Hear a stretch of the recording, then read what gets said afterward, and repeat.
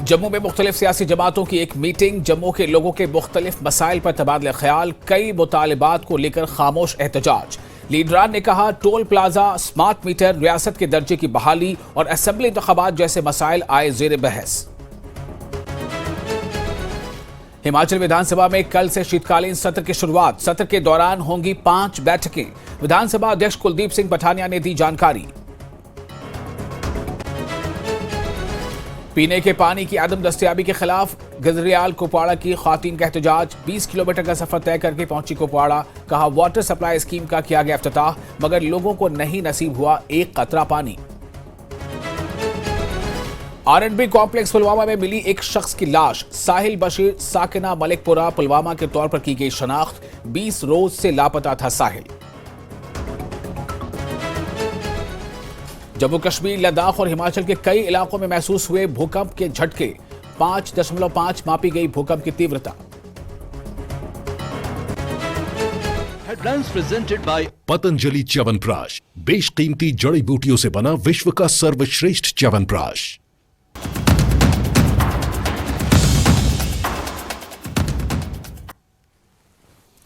स्वागत है आपका न्यूज़ 18 जम्मू कश्मीर लद्दाख हिमाचल में। मैं हूं विशाल और आप देख रहे हैं महासंग्राम 2024। कल से शुरू होने वाले हिमाचल विधानसभा के शीतकालीन सत्र के लिए सत्तारूढ़ कांग्रेस और विपक्षी दलों ने कमर कस ली है। सत्र 23 दिसंबर तक चलेगा, जिसके लिए सत्तारूढ़ और विपक्षी दलों के नेता और विशेष रूप से विधानसभा सदस्य रणनीतियों को अंतिम रूप देने में व्यस्त हैं। मुख्य विपक्षी दल बीजेपी ने पहले ही इस विधानसभा सत्र के दौरान कई अहम मुद्दे उठाने का फैसला किया है, जिससे लग रहा है कि यह सत्र काफी हंगामेदार रहेगा।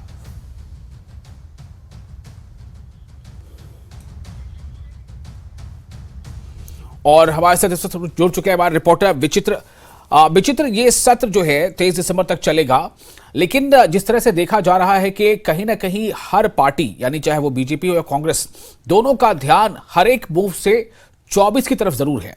और इसी को लेकर विपक्ष के तेवर भी लगातार जो है वो सख्त रहते हैं और सत्ता पक्ष जो है वो भी जवाब देने में कमी नहीं करता। अब जबकि ये सत्र शुरू हो रहा है, ऐसे में किस तरह की हलचल और किस तरह की तैयारियां हैं दोनों तरफ से?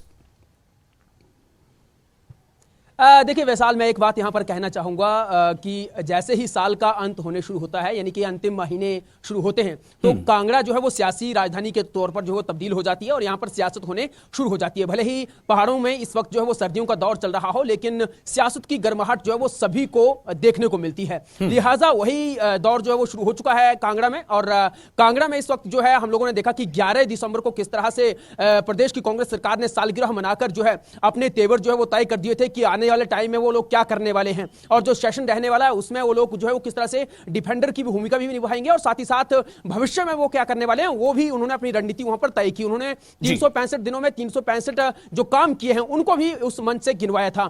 और रही बात भारतीय जनता पार्टी की, तो भारतीय जनता पार्टी की ओर से भी जो है उन दिनों, क्योंकि हम और आप जानते, सभी लोग जानते हैं कि इस बार अभी भारतीय जनता पार्टी जो है वो इलेक्शन के बाद, हालांकि डे वन से ये कह रही थी कि वो 0.9 के मार्जिन से जो है हिमाचल प्रदेश में हारी है, उनका जो जनाधार है वो कम नहीं हुआ है, बहुत कम वोटों से वो लोग हारे हैं और अच्छा विपक्ष यानी मजबूत विपक्ष के तौर पर जो है वो हिमाचल प्रदेश में इस वक्त अपनी भूमिका निभा रहे हैं। और हमने बीती जो 3 बैठकें हुई हैं इस 14वीं विधानसभा की, उसमें हम लोगों ने देखा भी है कि किस तरह से जो विपक्ष है वो अपनी आक्रामक स्थिति में जो है वो नजर आता है। और अभी जो ये चौथी बैठक होने जा रही है 14वीं विधानसभा की, उसमें उसको लेकर भी उन्होंने अपने तेवर जो वो तय कर दिए हैं।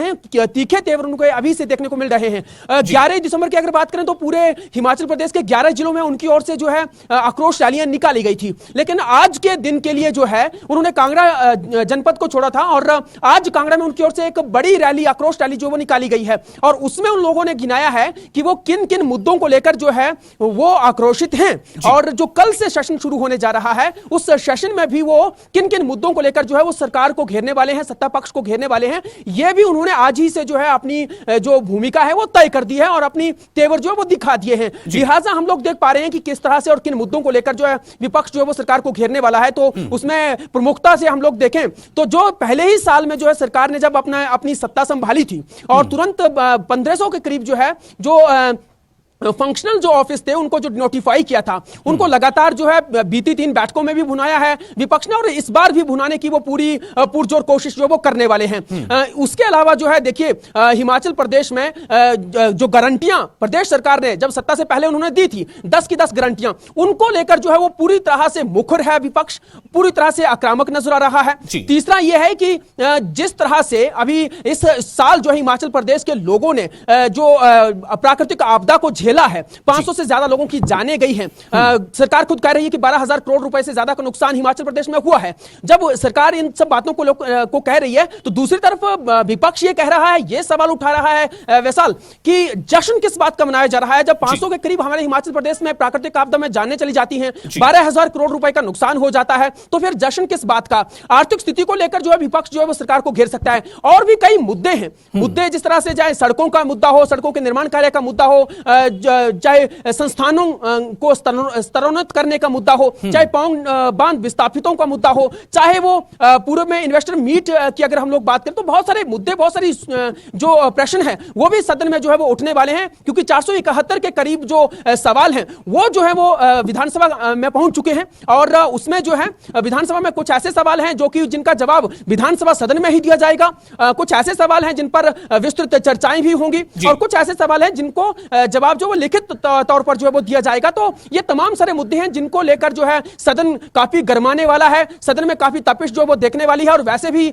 जहां सदन बना हुआ है धर्मशाला में, उस जगह का नाम ही तपोवन है, और तपोवन में किस तरह की तपिश है ये हमने आज से 17 जो सेशन इस विधानसभा में हो चुके हैं, 17 सेशन इस विधानसभा में, धर्मशाला वाली विधानसभा में हो चुके हैं, और ये 18वां सेशन है, तो उसमें भी देखने को मिलेगा। 17 सेशन में तो हम लोग लगातार देखते रहे हैं कि तपोवन में इन सर्दियों में जिस तरह से तपिश देखने को मिलती है, सियासी तपिश देखने को मिलती है, वो निश्चित तौर पर जो है इस बार भी इस सेशन में जो कि 18वां सेशन है उसमें भी हमें देखने को निश्चित तौर पर जो है वो मिलने वाली है। रही बात सत्ता पक्ष की, तो सत्ता पक्ष की जो अब विधायक दल की बैठक शाम 7 बजे के बाद जो वो यहां होने वाली है, उसमें जो सत्ता पक्ष के विधायक हैं वो तय करेंगे अपनी रणनीति कि किस तरह से जो है विपक्ष जिस तरह से आक्रामक रुख अपना अख्तियार किए हुए है, आक्रोश जिस तरह से लगातार जो है वो बाहर हिमाचल प्रदेश की वादियों में जो है वो दिखा रहा है, तो उनको कैसे डिफेंड करना है, उनके सामने किन बातों को जो है वो अपनी बातों को रखना है कि उन लोगों ने एक साल भर में क्या कुछ किया है। जिस तरह से हम लोग लगातार सुनते आ रहे हैं कि सत्ता पक्ष भी लगातार या उनके सिपहसालार या खुद मुख्यमंत्री सुखविंदर सिंह सुक्खू जो है लगातार अलग अलग मंचों से ये कह रहे हैं कि उन पर जो है वो कर्ज का बोझ छोड़कर गई थी पूर्व की भाजपा सरकार। तो एक सवाल यहां पर यह है कि कुछ मुद्दे तो बीजेपी जो है वो राजनीतिक जो है तौर पर उठाती रही है, लगातार सरकार पर हमलावर रही है, और जिस दिन साल का जश्न कांग्रेस मना रही थी उस दिन बीजेपी ने एक तरह से वो जो है काला दिवस मनाया था। लेकिन यहां पर सवाल यह है कि जो मुद्दे सड़कों पर उठ रहे हैं, क्या सदन के अंदर उन्हीं मुद्दों के साथ बीजेपी जो है सरकार को घेरने का प्रयास करेगी? और खासतौर से एक चीज ये जानना चाहूंगा कि जो अभी सुखदेव सुक्खू का ये जो दुबई दौरा हुआ था, और इस पर यह था कि इन्वेस्टर समिट होगा और वहां से काफी कुछ निवेश आएगा, तो इसको लेकर विपक्ष के तेवर क्या है? देखिए, क्योंकि जब इन्वेस्टर मीट हुई थी यहाँ साल 2019 में, हम लोगों ने भी देखा था, दिखाया भी था, और उस वक्त भी काफी करोड़ों के निवेश की बात जो यहाँ पर हुई थी, बीजेपी की ओर से ये इन्वेस्टर मीट की गई थी। लिहाजा उस मुद्दे को जो है उस वक्त के जो विपक्ष की भूमिका निभा रहा था कांग्रेस दल, उस वक्त भी उनके तेवर भी उसी तरह से जो है वो देखने को मिल रहे थे। अब जब क्योंकि जिस तरह से मुख्यमंत्री सुखविंदर सिंह सुक्खू दुबई गए हैं, इसके पहले भी कई जगहों पर गए हैं, देश के भी कई अलग अलग हिस्सों में गए हैं, और उन्होंने आमंत्रित बाकायदा जो है जितने भी उद्योगपति हैं उनको किया है कि हिमाचल प्रदेश में आकर वो लोग जो है वो इन्वेस्टमेंट कर सकते हैं। तो ये तमाम सारे मुद्दे हैं, उनको लेकर जो है वो जो विपक्षी दल है वो उनको भी भुनाने वाला है। उन पर भी जो है वो कई मर्तबा सवाल बाहर भी उठा चुका है, और सदन के अंदर भी वो उठाने वाले हैं कि आप बात तो कर रहे हैं कि बाहर से जो है उद्योगपतियों को लाएंगे, लेकिन यहां पर जगह जमीन कहां पर आप लोग देख रहे हैं? जो लोग जो ऑलरेडी ही यहां पर उद्योग चल रहे हैं उनकी क्या स्थिति हुई पड़ी है? एक साल में आप लोगों ने ऐसे कौन से काम किए हैं जिन कामों से जो है किसी को रोजगार यहां पर मिला हो, या जिससे जो है यहां पर जो हमारी जो जीडीपी है उसने ग्रो किया हो? ये तमाम सारे मुद्दे जो है विपक्ष लगातार जो है उठाता रहा है, और यहां सदन के अंदर और सदन के बाहर दोनों तरफ जो है वो ये उठाएगा भी। और ये हम लोग जो है वो देख पा रहे हैं, क्योंकि जिस तरह से आज हम लोगों ने देखा है कि जो आक्रोश रैली आज विपक्ष की ओर से यहां पर निकाली गई थी, जिसमें नेता प्रतिपक्ष जयराम ठाकुर भी थे, हमारी बातचीत उनके साथ भी हुई, भाजपा के जो प्रदेश अध्यक्ष थे डॉक्टर राजीव बिंदल, उनसे भी हमारी बातचीत हुई। तो वो लगातार यही बात कह रहे हैं कि इस साल जो प्रदेश सरकार ने जिस तरह से लगातार कर्ज ले रही है और जिस तरह से जो है वो कोई काम नहीं हो पा रहा है, जो फंक्शनल ऑफिस थे या संस्थान थे उनको डिनोटिफाई किया गया है, वो तमाम सारे काम तो हो नहीं पा रहे हैं। महंगाई, बेरोजगारी और भ्रष्टाचार, ये तमाम सारी चीजें जो वो दिनों दिन जो वो बढ़ रहे हैं। तो ये बहुत सारे मुद्दे हैं जिनको लेकर जो है आक्रामक रुख अख्तियार किए हुए है विपक्ष, और उन सभी मुद्दों को लेकर जो है वो सदन के अंदर कल जाने वाला है विपक्ष, और वहां क्या स्थिति रहेगी ये कुछ कुछ हद तक जो है उसकी तस्वीर तो अभी से जो है वो तय हो चुकी है, साफ नजर आ रही है। और कल निश्चित तौर पर हम लोग जो है वो ये कह सकते हैं कि तपोवन में तपिश जो है, सियासी तपिश निश्चित तौर पर जो वो देखने वाली है वैसाल। जी, तपोवन में सियासी तपिश देखने को मिलेगी, लेकिन मेरा इस पे सवाल ये भी है कि ठीक है, विपक्ष जो है अपने मुद्दे उठाएगी और विपक्षी जो पार्टी है उसने कई मुद्दों को घेरा है, कई मुद्दों पर सरकार को घेरा है, लेकिन सरकार जो है लगातार उसका जवाब भी दे रही है। क्या ये एक ऐसा मौका होगा जब विपक्ष ये बताने की कोशिश करेगी कि हमारे जो मुद्दे उठाए हैं हमने, वो सरकार पर कहीं ना कहीं भारी पड़ रहे हैं? क्योंकि देखिए, कई बार क्या होता है कि सरकार जो है, सत्ता पक्ष, वो एक तरह से मजबूर होता है वो पक्ष कि वो उनके उठाए गए मुद्दों पर जवाब दे और उसको क्लैरिफाई करे। तो क्या पब्लिक के बीच में जो एक इमेज बननी है, हालांकि अभी चुनाव दूर है, लेकिन लोकसभा चुनाव को लेकर सब तमाम तैयारी हो रही है, कम से कम जो माइंडसेट है, तो ऐसे में क्या ये माना जाए कि कांग्रेस को कहीं ना कहीं घेरने में बीजेपी जो है वो सख्त रही है और बीजेपी कामयाब भी रही है?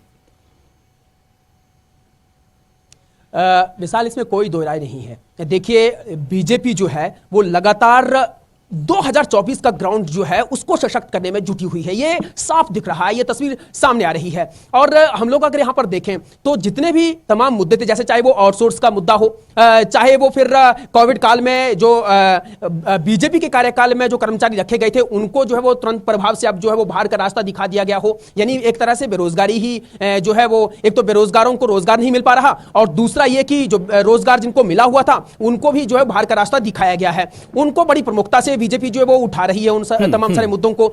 तीसरा ये कि कैसे जो है 1500 रुपए, या हम गारंटियों की बात कर लेते हैं, एक पर्टिकुलर गारंटी की क्या बात करनी है यहां पर, सभी 10 की 10 गारंटियों को बीजेपी जो है वो लगातार उठा रही है कि जो ओपीएस की भी बात अगर सरकार ने करी है तो वो भी कौन सा जो है मुकम्मल तौर पर जो है अभी ओपीएस जो कर्मचारी हैं उनको मिलनी शुरू हो गई है। और साथ ही साथ जो है बीजेपी ये भी बात कह रही है कि जो छत्तीसगढ़ में, जो छत्तीसगढ़ का मॉडल कांग्रेस कहा करती थी, छत्तीसगढ़ की गारंटियां छत्तीसगढ़ तक ही दफन हो गई है, ये सभी जनता ने देख लिया है। और इन तमाम सारे ऐसे बहुत सारे मुद्दों को लेकर जो है विपक्ष जो है वो लगातार कांग्रेस को बाहर भी घेर रहा है, सदन के अंदर भी घेरता हुआ जो वो नजर आया भी है। जो 3 बैठकें हुई हैं इससे पहले इस 4वीं विधानसभा की, और जो अब जो चौथी बैठक जो कल होने जा रही है उसमें जो है घेरने की पूरी रणनीति जो है वो अख्तियार कर चुका है विपक्ष। ये तमाम सारी चीजें जो हम लोग देख पा रहे हैं, और निश्चित तौर पर आपने बिल्कुल सही कहा है कि साल 2024 में जो लोकसभा के चुनाव होंगे उसको लेकर अब और भी उत्साहित है विपक्ष, क्योंकि 5 राज्यों के चुनावों में हम सभी ने देखा है कि किस तरह से बीजेपी ने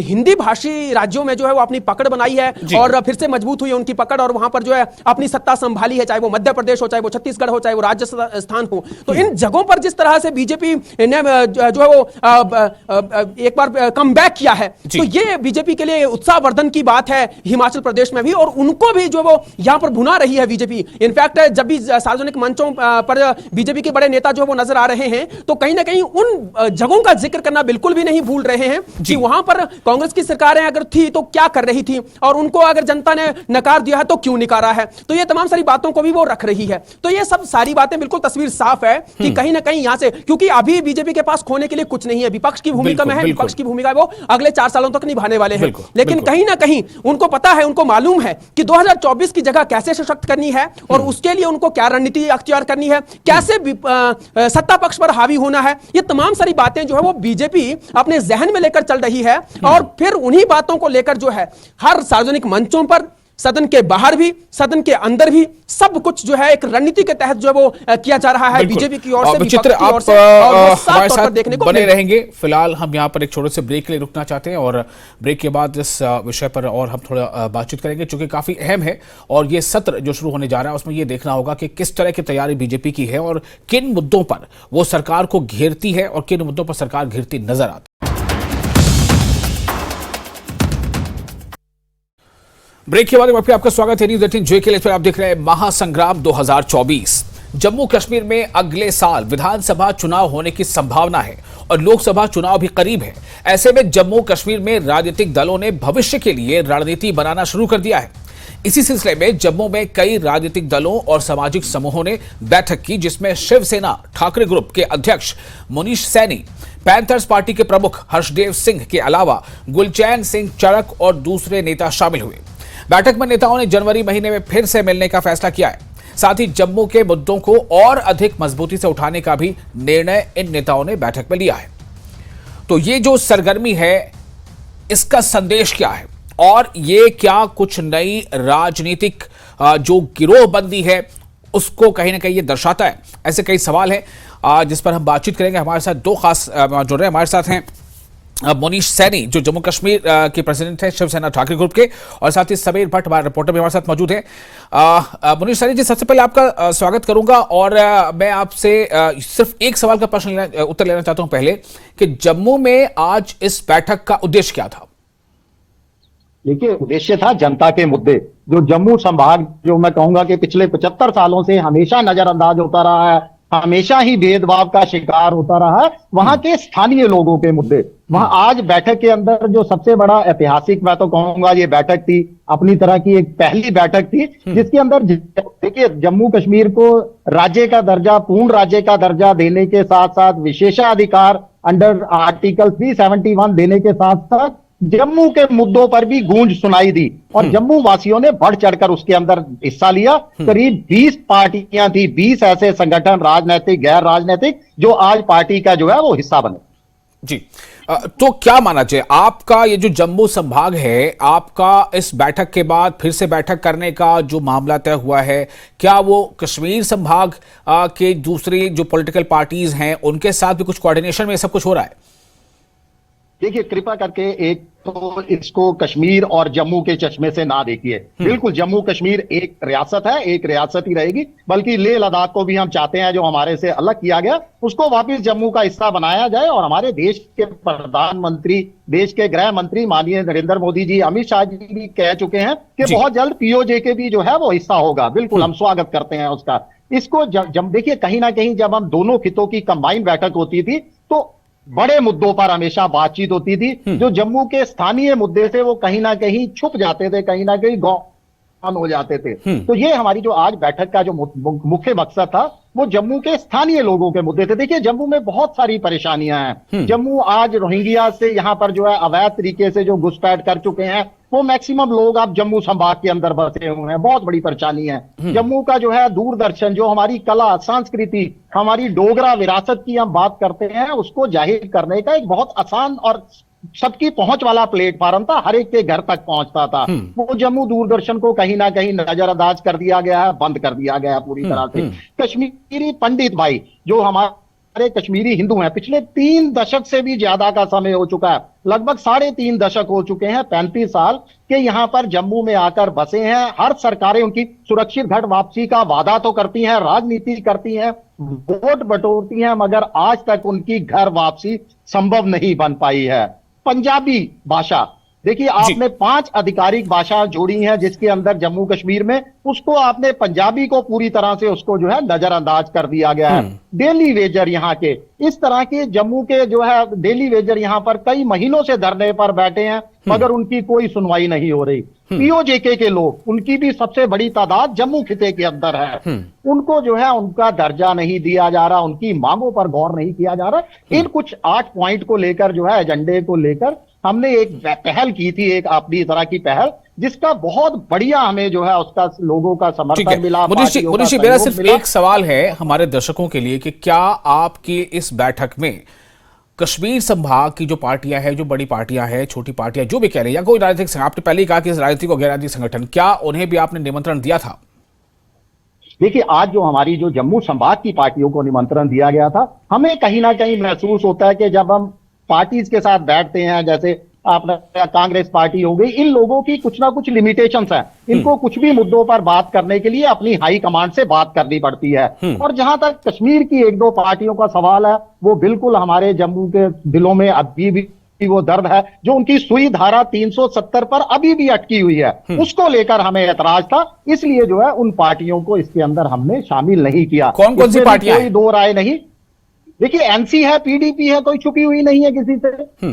अभी भी वो जो है धारा 370 पर हमने उनकी मशवरा दिया है, हमारी तरफ से उनको तमाम पार्टियों ने आज एक संदेश देने की भी कोशिश की है कि जन मुद्दों पर आगे बढ़ा जाए, अपनी सुई को धारा 370 पर अटकाकर ना रखिए। 370 अब इतिहास बन चुका है और माननीय उच्च न्यायालय भी इस पर निर्णय दे चुका है। आप आगे सोचिए, हम लेह लद्दाख जो जम्मू कश्मीर से अलग हुआ है, एक छोटी सी बात और करूंगा, लेह लद्दाख जो जम्मू कश्मीर से अलग हुआ है, हमारा ही हिस्सा था, उस पर जो है उस सबक लीजिए उससे कुछ। आज लेह लद्दाख आगे बढ़ चुका है, अपने लोगों के हितों की बात कर रहा है, लोगों के लिए आरक्षण की बात कर रहा है, पूर्ण राज्य के दर्जे की मांग कर रहा है। और देखिए, केंद्र सरकार भी उनकी मांगों को तवज्जो दे रही है, उनके साथ बातचीत का दौर शुरू किया है। वो हम भी इसी रास्ते पर चले, किसी एक पर्टिकुलर अपनी जो है 370 को ही जो है अपना वो नहीं बनाए कि हमें जब तक 370 नहीं मिलेगी हम आगे नहीं चलेंगे। नहीं, हमें जनता के मुद्दों को हल करना। ठीक है मुनीष जी, आप हमारे साथ बने रहे, हमारे साथ बने रहे। मैं हमारे साथ हमारे रिपोर्टर हैं समीर,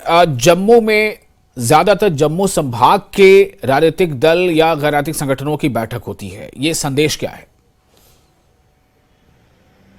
संदेश साफ है और संदेश दो चीजें हैं। पहला कि जम्मू की बात, जम्मू के मुद्दे, जम्मू की आवाज, जम्मू का जो एक्सपेक्टेशन लोगों की, उसको आगे करना है। देखिए, जम्मू की अपने मसाइल है। मनीष सैनी ने सही कहा कि जम्मू में जैसे टोल प्लाजा का मसला है, कश्मीर में इतना बड़ा प्रॉब्लम नहीं जहां जितना जम्मू में टोल प्लाजा पर हुआ है। स्मार्ट मीटर्स कश्मीर में भी है, जम्मू में भी है। जम्मू में जो पंजाबी लैंग्वेज है उसको मुख्य धारा में लाना या उसको स्टेटस देना, जम्मू में बहुत सारे ऐसे इश्यूज हैं जिनको हमने रिपोर्ट भी किया है, जो जम्मू के लोग या जम्मू की पार्टीज ज्यादा जानती है। और इसीलिए एक कोशिश आज शिवसेना की तरफ से की गई कि इन पार्टीज को इकट्ठा किया जाए।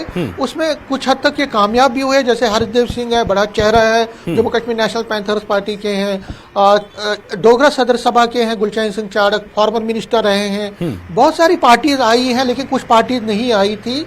ये मुनीष जी उस पर ज्यादा बोल सकते हैं, लेकिन कुल मिला के कोशिश इन्होंने, और जब हमने इनसे बात भी की, एक सिंबॉलिक प्रोटेस्ट भी इन्होंने किया। इन्होंने कहा कि हम जम्मू के मुद्दों को आगे करना चाहते हैं, क्योंकि जब ऑल पार्टी अपोजिशन मीटिंग होती है जिसमें कश्मीर पार्टीज भी होती हैं या कश्मीर में जिनकी ज्यादा बेस है, तो वहां पे जो जम्मू के मुद्दे हैं कहीं ना कहीं वो दब जाते हैं। तो ये एक इनका एक प्रयास है।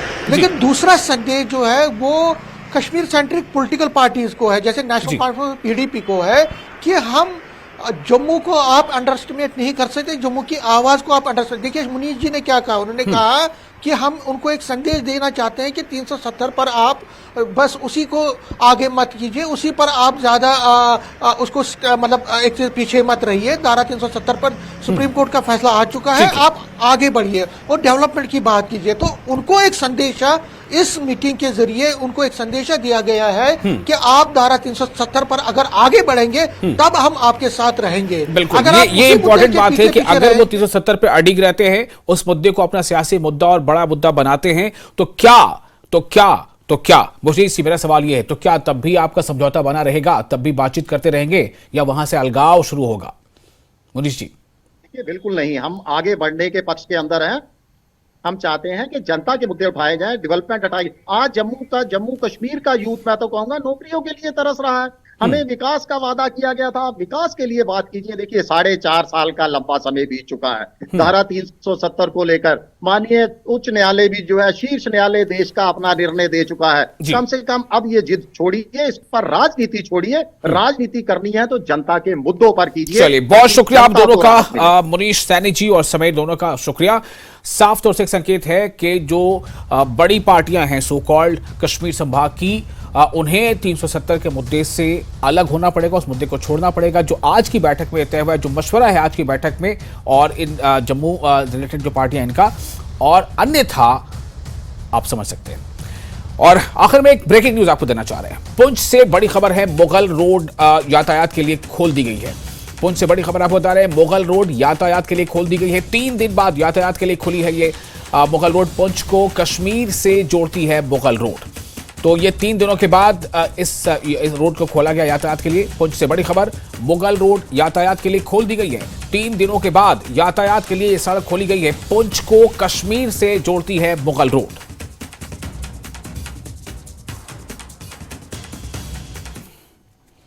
तो महासंग्राम 2024 में फिलहाल इतना ही, लेकिन न्यूज़ 18 JKLH पे लगातार बड़ी और अहम खबरों का सिलसिला जारी रहेगा।